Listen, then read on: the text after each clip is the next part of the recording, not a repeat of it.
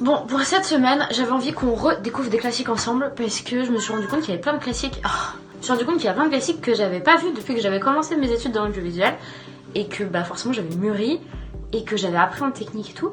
Du coup, je vais voir des classiques du cinéma avec vous. Vous savez, cette semaine, on se fait des classiques du cinéma. T'as envie, toi? T'as envie de faire des classiques du cinéma? Donc aujourd'hui, on regarde Matrix. Matrix, ce que j'ai vu il y a très longtemps et que j'avais très envie de revoir. Du coup, je me suis servi de cette petite semaine de film culte avec vous pour revoir Matrix, qui est un certain classique quand même. Donc sous chez moi, on regarde ça et puis on vous fait des récaps en cours. Donc déjà, on oublie beaucoup trop souvent le fait que le mec suit une inconnue parce qu'elle a un tatouage de lapin blanc dans le dos. Je trouve qu'on l'oublie trop souvent.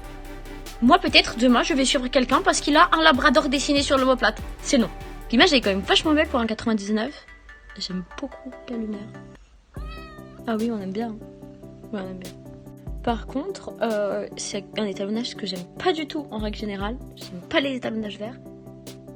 Et là, je trouve ça archi cool. Ça, c'est incroyable, ça. Ça, c'est très beau, ça. Ça, j'adore. Vous allez choisir rouge ou bleu, vous. Mais incroyable, ça. Ça, c'est super beau, ça. Je me suis changée, ça vous perturbe pas. La question que tout le monde a à la bouche, c'est est-ce que j'ai aimé Matrix autant que la première fois? Eh ben, différemment. Bon, je connaissais l'histoire, je connaissais la fin, donc c'est super prévisible. Mais c'est une super représentation du sublime. Super choquée d'aimer un truc très vert. Très étonnée. Après, c'est bien comme ça. Après, bon, petit 7 sur 10, quoi. Ça casse pas si patin un canard non plus, mais c'est plutôt cool, c'est un bon moment. On va pas rentrer dans le détail tout le long parce que sinon la vidéo va durer 45 minutes, mais ça va.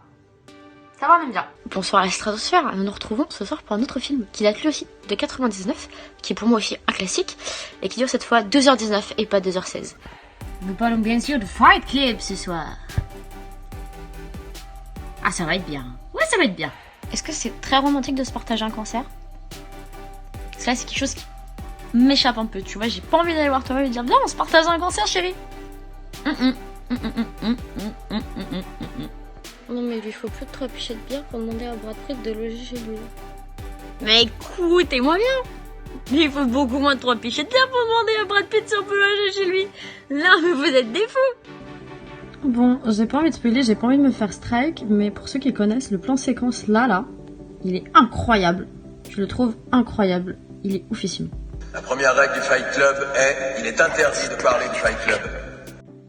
Hop, petit coucou à Margot. Si on prend les enfants non désirés de Dieu, très bien. J'avais oublié à quel point je kiffe Fight Club.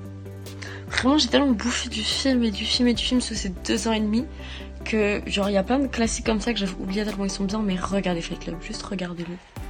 J'ai rien à dire à part que c'est un bijou psychologique. Alors vraiment. Je viens finir de ma journée de taf et clairement je suis pas ultra dans le positif, tu vois, je suis un peu dans le mood bon, moyen. Du coup, il y a un truc pour remonter le moral en classique que j'ai pas fait depuis longtemps. C'est une spéciale dédicace à ma tante d'amour. Ce soir, vous allez regarder Dirty Dancing, mes amis. Donc cette fois, il date d'il y a un peu plus longtemps et il dure moins longtemps. Mais c'est parti pour Dirty Dancing, on ne les a jamais vus dans un coin.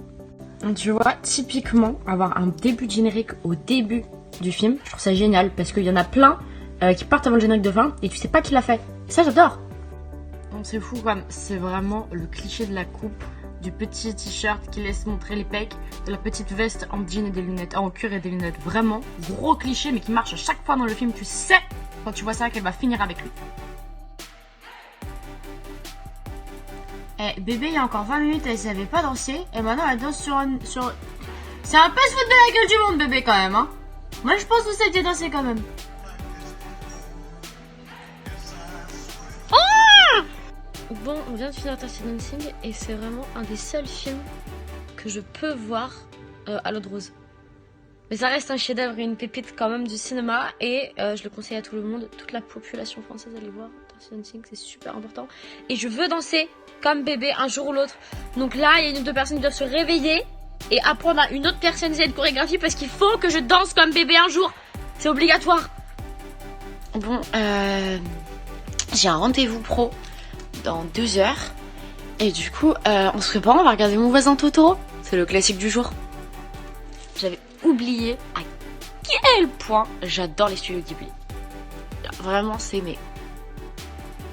ouf comme ça te rassure alors qu'il y a des trucs mal qui se passent et t'as l'impression d'être rassuré. Genre tu retournes en enfance alors que c'est pas forcément ciblé enfant. J'adore. Bon, j'ai pas été trop avec vous, mais dans le récap, ça fait du bien Ghibli. Ghibli fait du bien au cinéma. Et qu'est-ce que je vous conseille d'aller voir les films du studio Ghibli? Bon, Mon voisin Totoro sera pas mon préféré parce que je préfère 100 000 fois Le voyage de Chihiro. Très cliché d'ailleurs, mais une pure merveille, ça fait trop du bien. Je suis partie ce week-end à Paris rejoindre Thomas pour faire l'anniversaire de Benjamin. Et du coup, sur la route, j'ai regardé 2 classiques. Je pouvais pas faire des commentaires et tout parce que dans le bus c'était moyen. Donc l'année, on a regardé les 400 coups et ça faisait très longtemps. Et ça faisait très longtemps qu'on n'avait pas regardé un vieux film.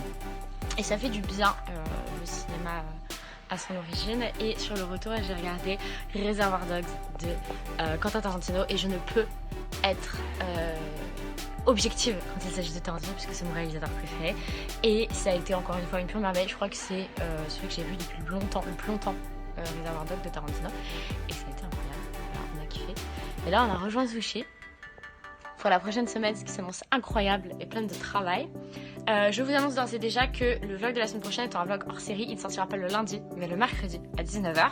Je compte sur vous pour être au rendez-vous parce que ça va être une pépite très différente des autres, un peu plus long et avec beaucoup plus d'invités. J'ai hâte que vous voyez ça. À la semaine prochaine.